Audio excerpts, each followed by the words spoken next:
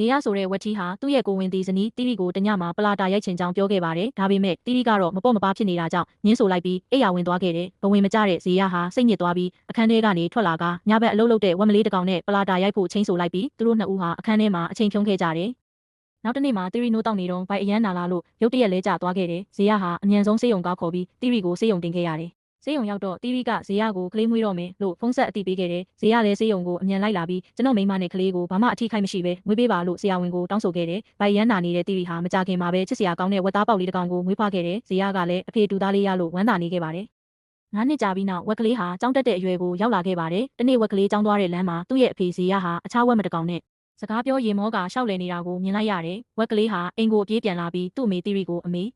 အဖေမိန်းမတစ်ယောက်နဲ့လမ်းလျှောက်နေတာတွေ့တယ်။အမေတုံးနဲ့သွားရိုက်လိုက်လို့ပြောလိုက်တယ်။ဝက်ကလေးရဲ့စကားကြောင့်စိတ်တူသွားတဲ့တီရီကကလေးကတော့ကြီးနေပြီ။ဒင်းကအခုထိကမြင်းကြောထနေတော့မဲလားလို့ပြောပြီးဒေါသတကြီးနဲ့တုတ်တချောင်းကိုကင်လိုက်တယ်။တီရီဟာဒုတ်ကိုကင်ပြီးဇေယကိုလိုက်ရိုက်ရာဇေယခများမှာတော့အနောက်လက်ကြည့်တောင်မရဲပဲအသက်လူပြီးပြေးရပါတော့တယ်။တစ်ချိန်ကကိုဝင်ဒီကိုမငဲ့ပဲဖောက်ပြန်ခဲ့တဲ့ဇေယဟာ9 နှစ်အကြာမှာတော့ဒုတ်ကင်မိခင်ရဲ့လက်စားချေမှုကနေလွတ်မြောက်ဖို့အားကုန်ပြေးလွှားနေရပါတော့တဲ့